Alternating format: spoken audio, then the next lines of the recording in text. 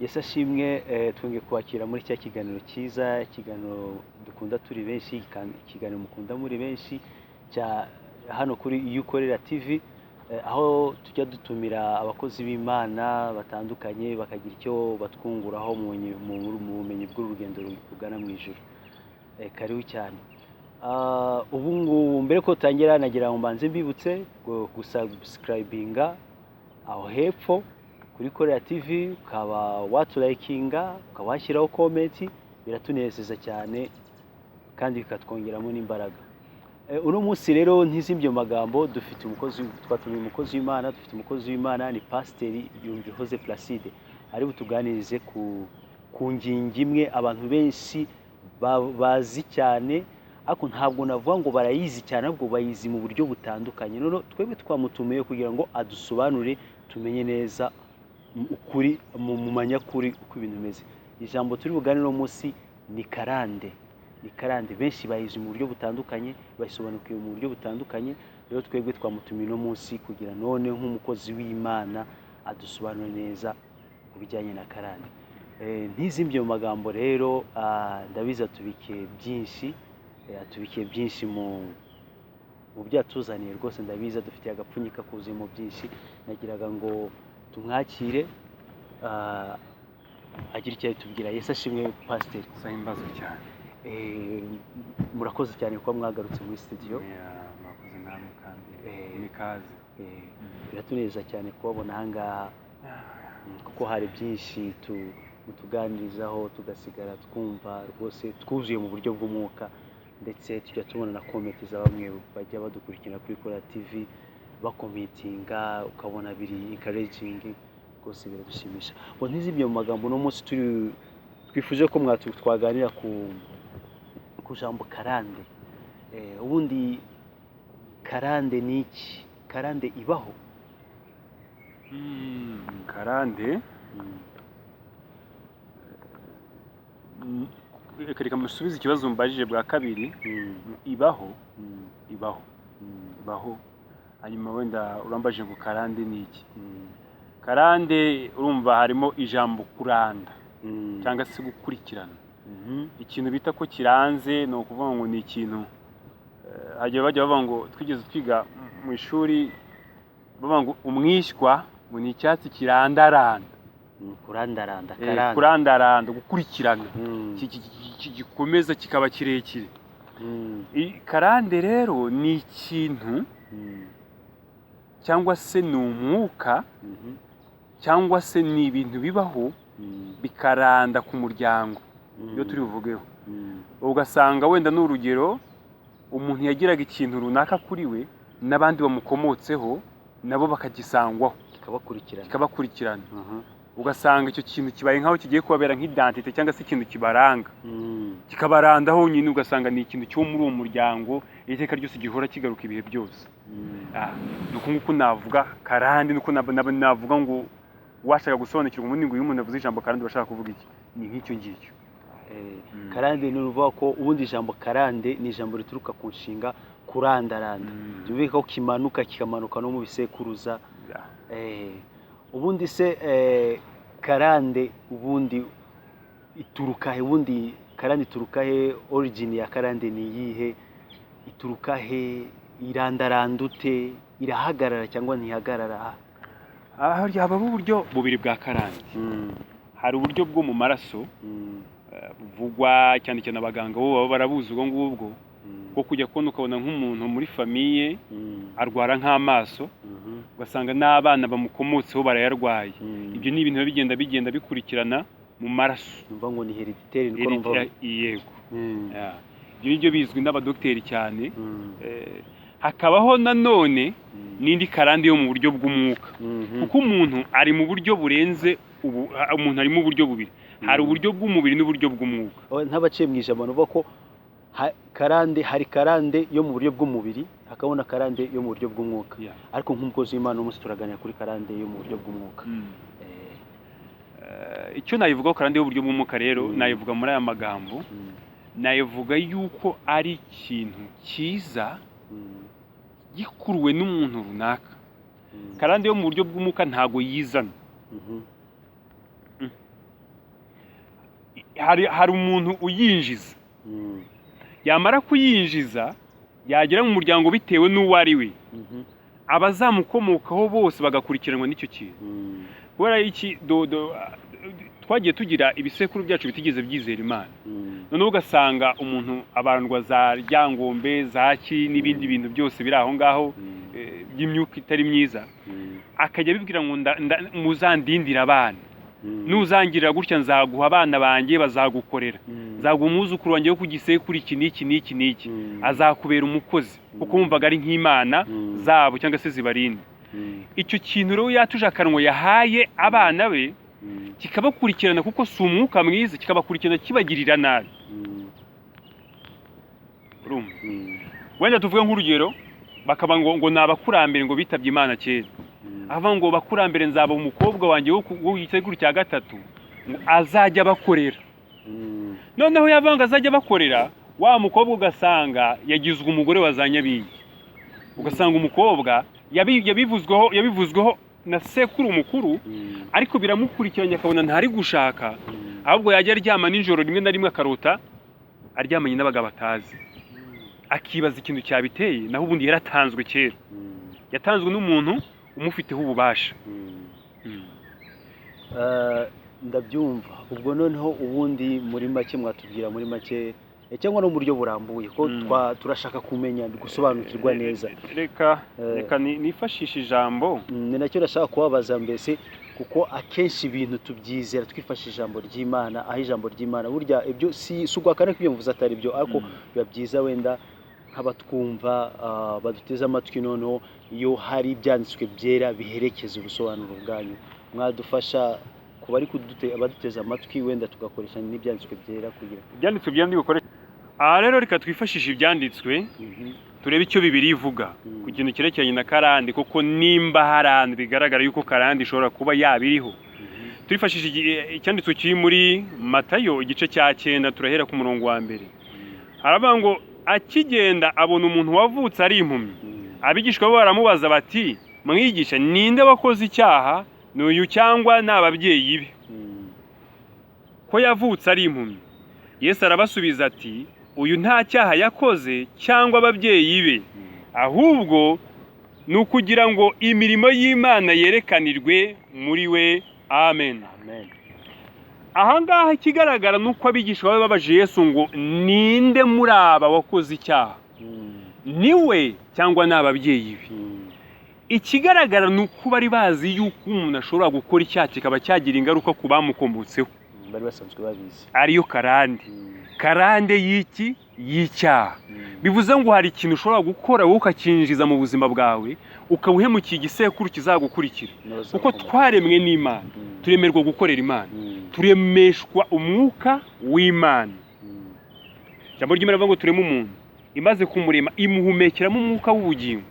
Iyo uzanye izindi mana, kandi Imana yaravuze ngo ntuzagire ikindi kigirwamana wiremera, igisa n'ishusho iri ku isi, cyangwa igisa n'ikiri mu mazi, cyangwa igisa n'ikiri mu kirere. Iyo wazanye ikindi kintu wita Imana, uba uzanye karande. Urabyumva? Ni ukuvuga ngo Yesu ayababwira ngo uyu nta cyaha yakoze, nta n'icyo ababyeyi babakoze, bigaragara yuko hari ababikora, ariko uyu ntarimo. Icyo ndagira ngo cyumve neza, uyu ntarimo ariko hari ababikora, kandi hari n'ababikora bikagira ingaruka ku bana babo, kandi babandi nabo byagizeho ingaruka batabyikuramo bikazagira ingaruka ku bana babo, bigenda bikurikirana kugeza igihe umugozi uzacikira utawuca ugakomeza ukaranda, kuko ni ikintu bise iki karande, kigenda kiranda. Noneho Yesu arababwira ngo uyu nta cyaha yakoze, bivuze ngo hari abakora iki icyaha. Ndagira ngo mvuge neza yuko karande ibaho, kandi karande ikururwa natwe abantu.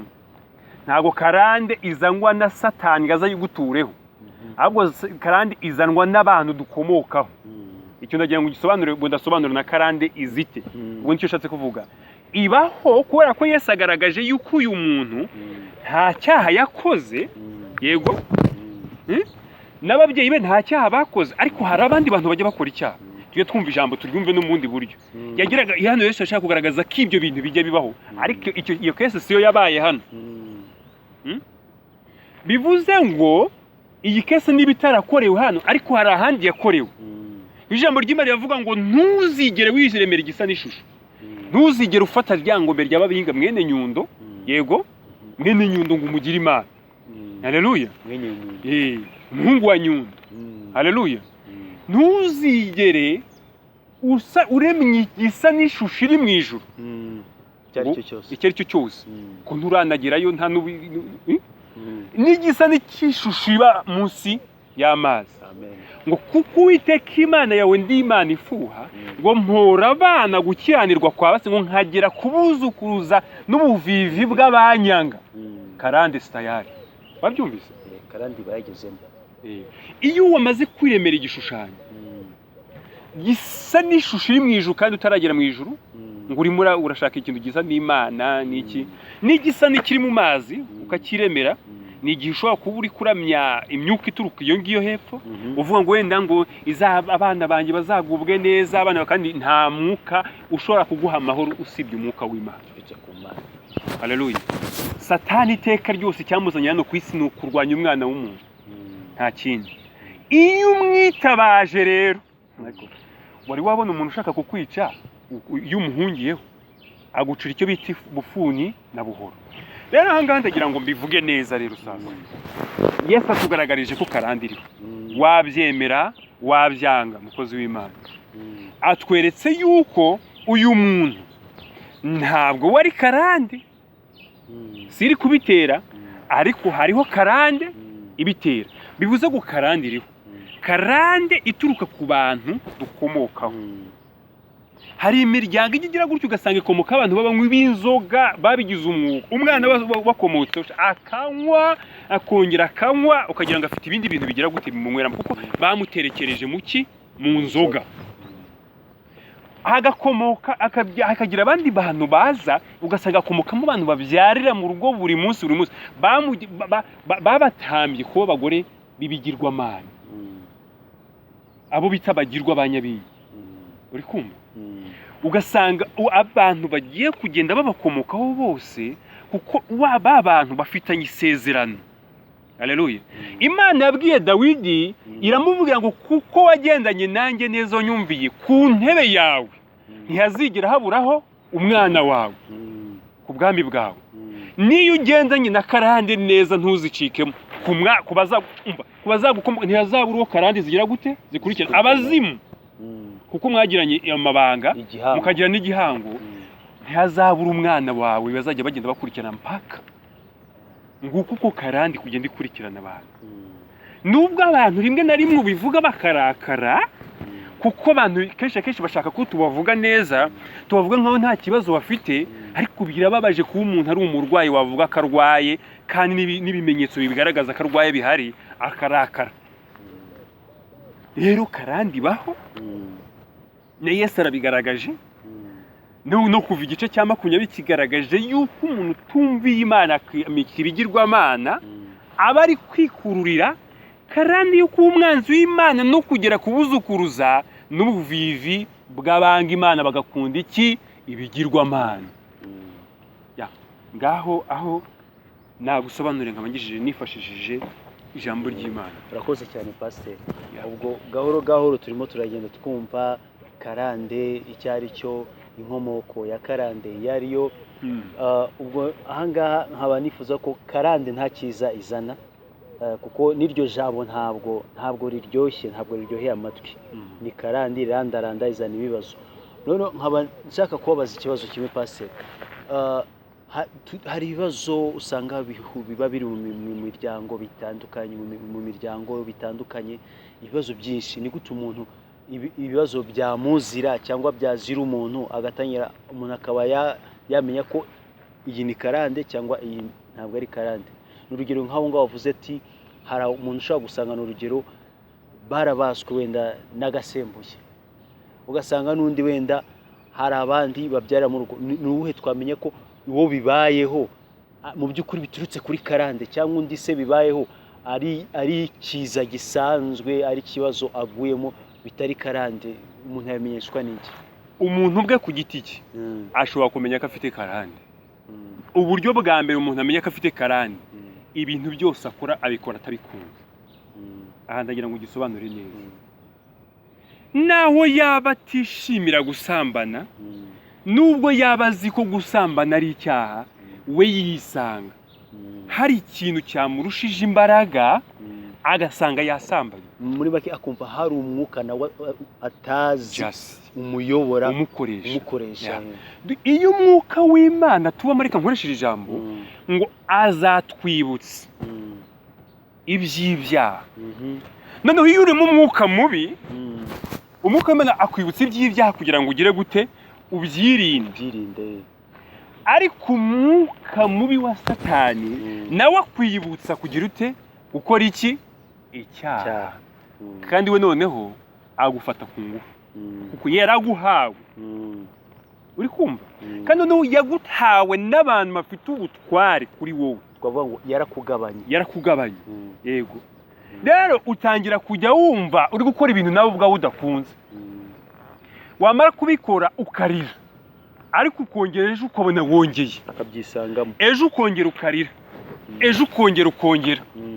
Ugasanga umuntu anywa inzoga zikamusindisha akarara muri rigori, agacya mu gitondo avuga ngo sinzongera kuzinywa. Yajya akisanga yicaye mu kabari, akibaza akazinywa yishimye kuko hari ibintu biri kumunyweramo bimufitiyemo inyota, bimwicayemo. Hari imyuka yatujwe muri we, mbese yatanzwe nk'ubuturo bw'umwuka mubi. Noneho ya myuka ko yaterekerejwe inzoga ifite icyaga, ntago ari uwo bandi ararenga. Kandi icyo cyaka ntigishira. Ntago gishira. Gishira ari uko apfuye. Yamara gupfa uwo mwuka ukajya no mubo yabyaye. Ntago ni ngombwa akabanza gupfa. Ntago ari ngombwa akagomba kubanza gupfa. Ahubwo ikomeza imukurikirana kuko imyuka, erega iyi myuka nongere mbisobanure. Impamvu itabananirwa aba bantu, uyu mwuka warafashe isu. Ugafata sogokuru wawe, sogokuru wawe, ubuzi intege nke zanyu. Kandi idayimoni igufashe ntugire ngo ni shyashya batumye, ni ya yindi yarwangije babandi bene wanyu. Okay. None se mukozi w'Imana, ndikumva Karande ni ikibazo gikomeye.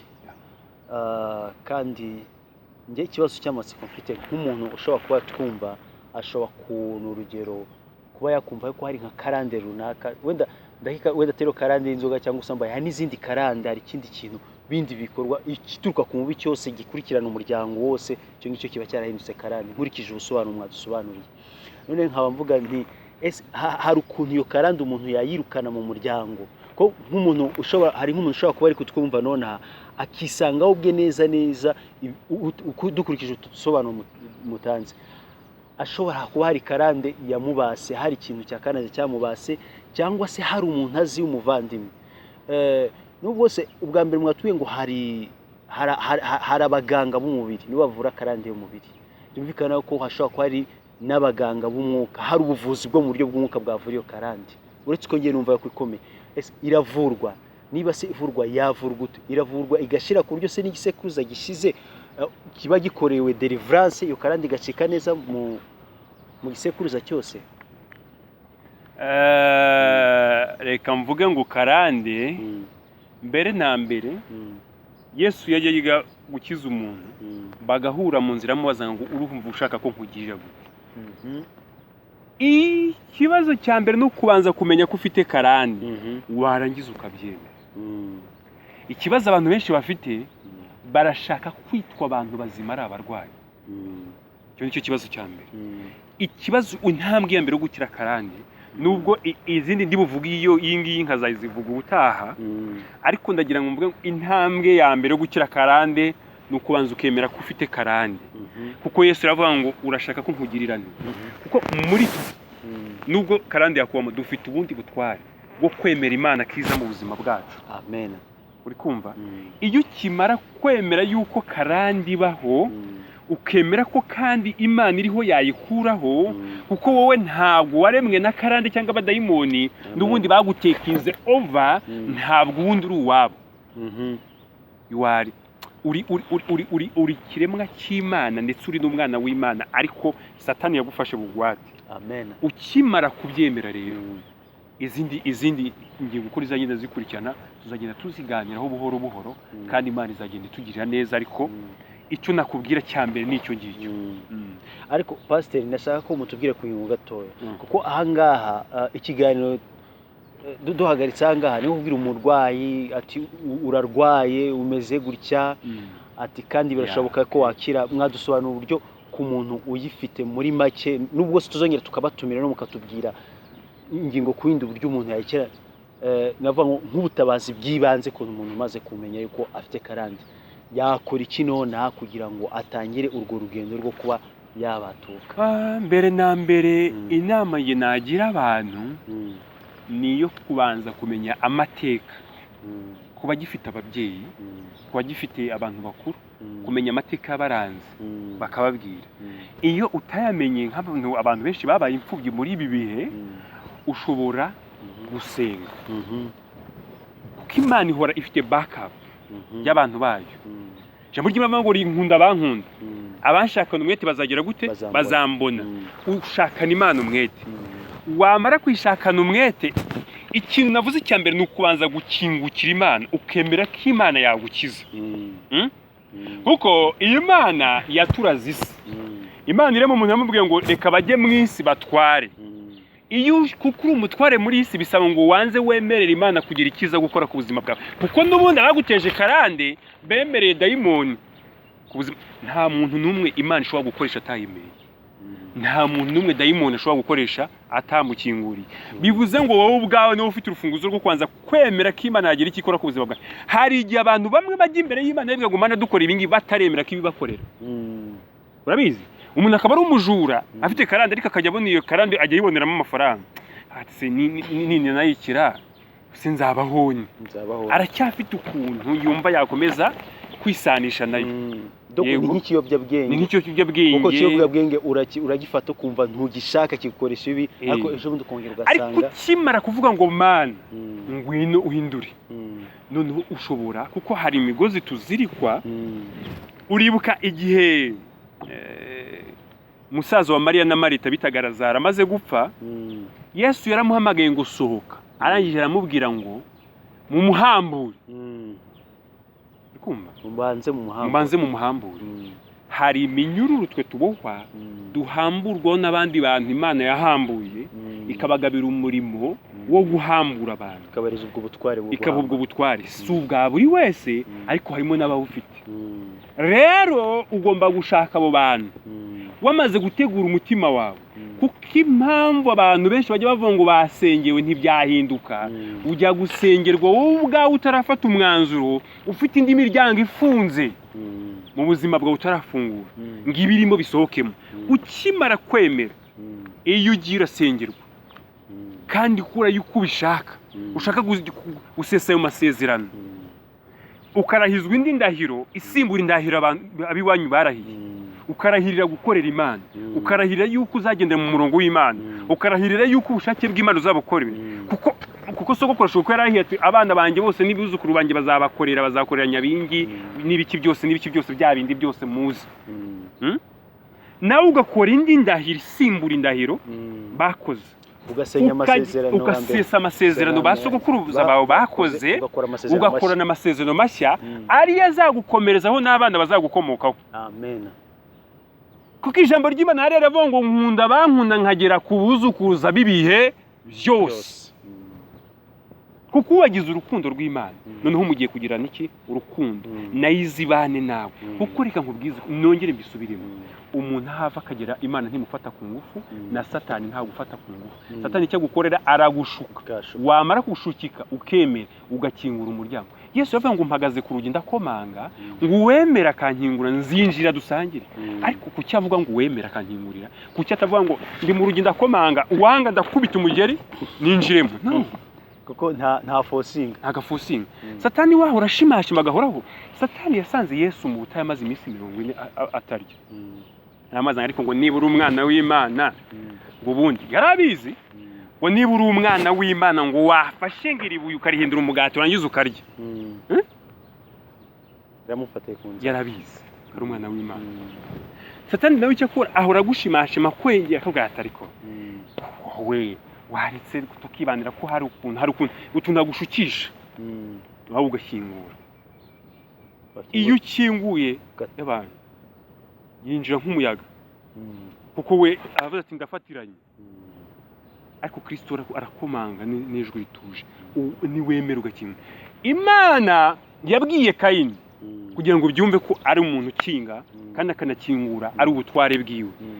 Kayini ajya kwica Abeli amaze kurakara, ituro rya Abeli ryemewe, iryo ntiryemerwe kubera ishyari no gutanga ibintu bituzuye. Imana yamubwiye ngo ibyaha bikwitugatugira ku rugi rwawe ariko ugira ute ubitegeke. Urumva ubwo butware? Tegeka ibyaha biguhunge. Bivuze ngo iyo wowe ukinze urugi warangiza ukirukana biragenda, yego, ariko iyo ukinguye abana biraza bikirundamo byose ukisanga wamaze gufatwa, warafashwe byarangiye.